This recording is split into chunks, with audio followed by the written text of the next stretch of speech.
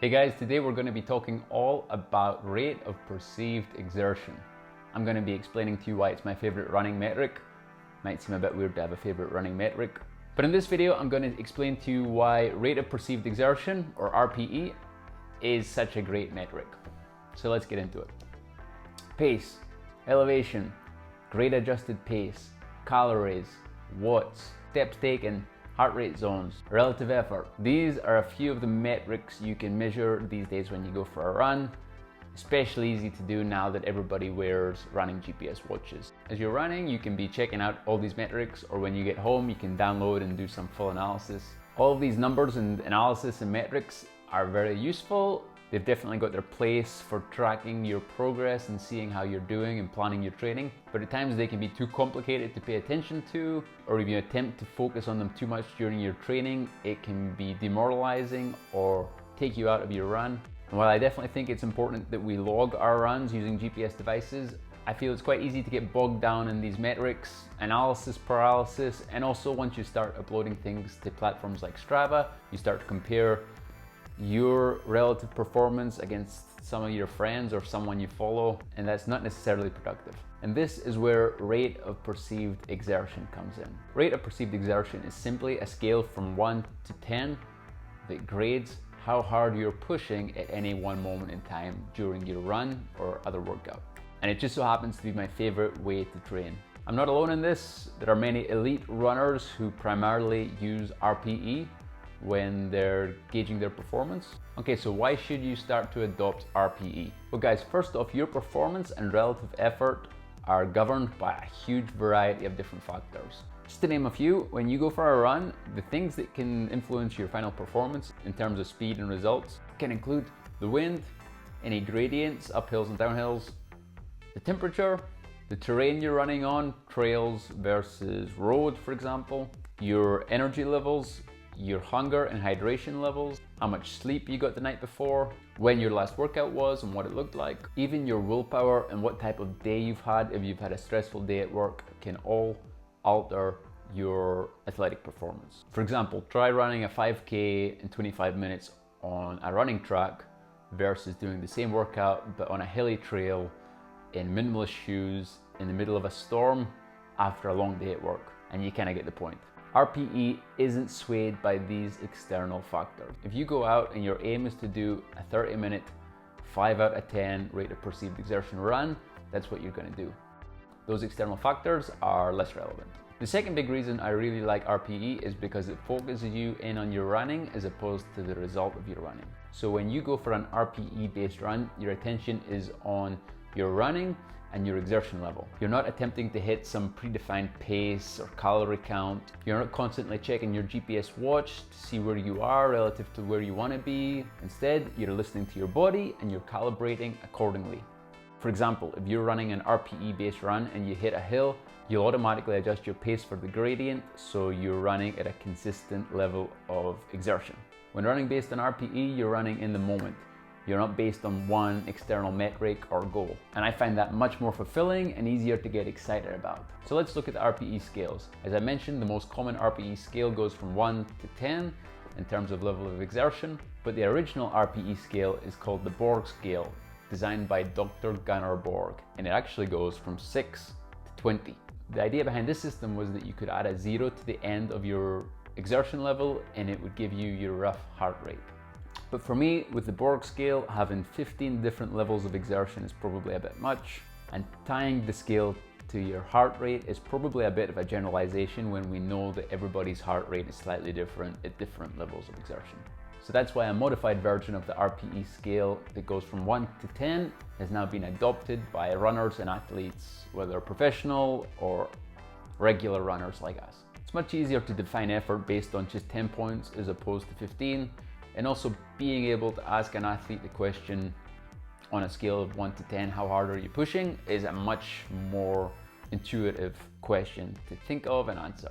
So guys, here it is, the standard 1 to 10 RPE chart. So assuming 0 is no effort whatsoever, being completely stationary, on a scale of 1 to 10, 1 is bare minimum effort. This is the level of exertion you would use when going for a super easy walk through the woods or simply moving about your house very slowly 2 is light and easy. This would be a level of exertion which you can continue doing for hours. It's not very taxing. You could easily hold long conversations while doing this. So it might be walking at a decent pace, might be running at a slow and comfortable pace. 3 out of 10 is a comfortable pace. So again, we're thinking about running now. We're probably thinking about those long, slow, easy runs where you maintain a conversational pace. 4 out of 10 is still comfortable, but now you're starting to push a little bit. You're not just resting back into a default pace, you're trying to push a little bit. You're still able to hold a conversation of a few sentences and keep going for probably at least an hour. 5 is a slightly more progressive pace. This is a pace that you might describe as comfortable, but at the same time, you are focusing on pushing forward. It will require some effort to maintain a 5. It's not something you could just sit at all day. You can still hold a conversation at a 5, so think of a general training run. 6 is getting into harder activity. So this is a level of exertion where you're actively pushing continually. You're on the edge of discomfort. Your breathing's getting a bit labored. You could still hold a conversation, but maybe it's a little bit more labored, a bit slower. 7 out of 10 is vigorous activity. So this is where you quickly get out of breath. You could communicate in a few words or sentences. You're in a state of discomfort when pushing at this level. It needs constant effort just to maintain this level. 8 out of 10 is hard intensity. So this is where you're going pretty hard at an activity. It requires constant focus for you to keep that level of momentum up. You can speak, but only a few words at a time. This is the type of pace you'd likely do a Cooper test in, which is when you run as far as you can, as fast as you can for 12 minutes. Or maybe if you're trying to do a 5K PR, you would be hitting up to 8 out of 10. 9 out of 10 is getting to very hard intensity. So by now we're thinking about sprints and intervals. It's hard to speak. Your breathing gets labored very quickly. It requires a lot of effort just to maintain that level of exertion. You can probably keep this level of exertion going for somewhere between 30 seconds and 2 to 3 minutes. Really, this is the level of exertion you're doing a lot of interval training in. And guys, 10 out of 10 is all out sprint. It's where you're going as hard as you can, as fast as you can. All the brakes are off.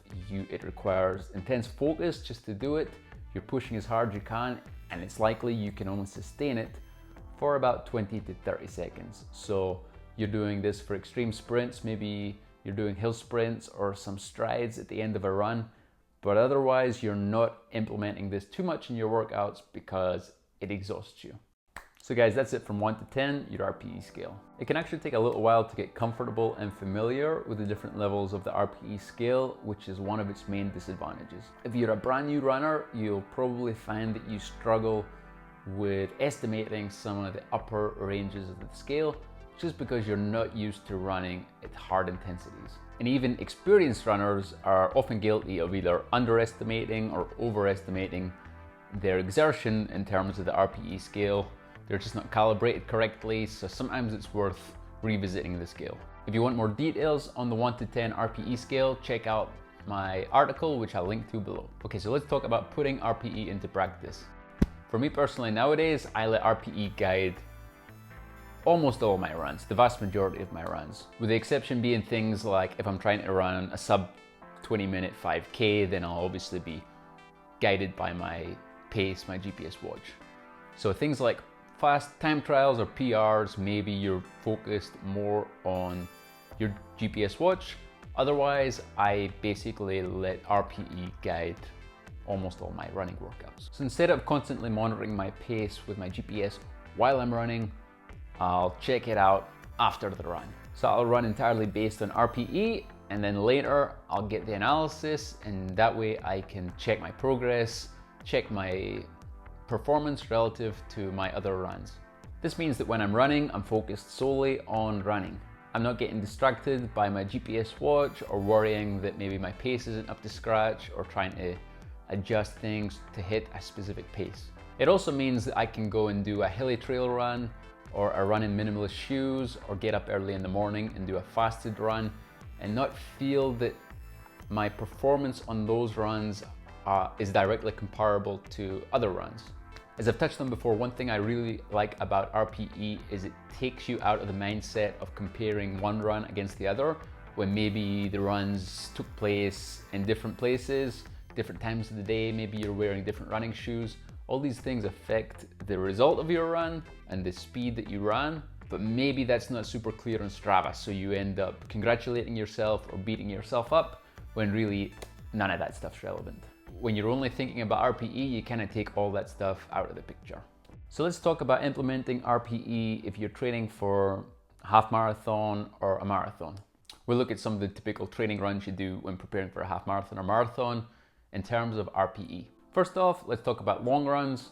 Long runs are those once a week long, slow runs you usually do at the weekends. For your classic long run, you want to do it at an RPE of around 2 to 3 out of 10. In other words, you want to be doing it at a slow, comfortable pace that you feel you can just keep running at, you can comfortably hold a conversation at. It should not be a taxing pace. Your typical training runs, which are the runs that you do throughout the week to build up your mileage, you want to be doing these roughly at a 5 out of 10 in terms of RPE. So again, 5 out of 10 means it's a sustainable pace. You are comfortable, but at the same time you are edging. You're pushing yourself a little bit, just to the limit of what you would consider comfortable. It's a pace you should be able to sustain for whatever, 30 to 60 minutes without too much effort. But by the end of it, you should feel like you've had a good workout. You could still hold a conversation while running at 5 out of 10. Might be slightly stilted, might be slightly breathless. And then finally, speed work, whether that's intervals or fartleks or hill repeats. For the fast intervals, you want to be hitting 9 out of 10 in terms of perceived exertion. So this isn't quite 10 out of 10, the all-out sprint. Instead, this is just one notch off of that, where you're running at an intense, hard pace, which requires focus to maintain, a pace that you can only maintain for a minute or two max. You'll find it hard to speak, your breathing will be labored, and it requires an intense focus just to be able to sustain that pace. And then in your in-between intervals or your recovery intervals between your speed sessions, you want to dial it right down to a 1 or 2 out of 10. So walking / jogging. Basically, you want to be almost zero exertion without stopping. So guys, that's it for my guide to RPE. I think the subject itself is fairly intuitive. It's a simple concept. It's easy to apply. The one thing I point out is you definitely want to dial in those different settings between 1 and 10. So you know what it feels like to run at a 5 and a 6 and a 7. And pretty soon, with a little bit of practice and referring to the RPE charts, you'll be able to switch between the RPE scales really easily. You'll be able to go from a 3 to a 5. You'll know what an 8 feels like. You'll know what a 9 feels like. It's one of the best training tools you can develop. Guys, for a little bit more on RPE, including RPE and how it relates to heart rate zone training, check out my article in the link below. Otherwise, that's it for another video, guys. I hope you've enjoyed it. This has been RPE. If you've enjoyed the video, please give it a like. It really helps the channel. Also, please subscribe and you'll get to see lots more videos like this. And of course, check out Marathon Handbook for Oodles more stuff on distance running in general. Otherwise, thanks for watching.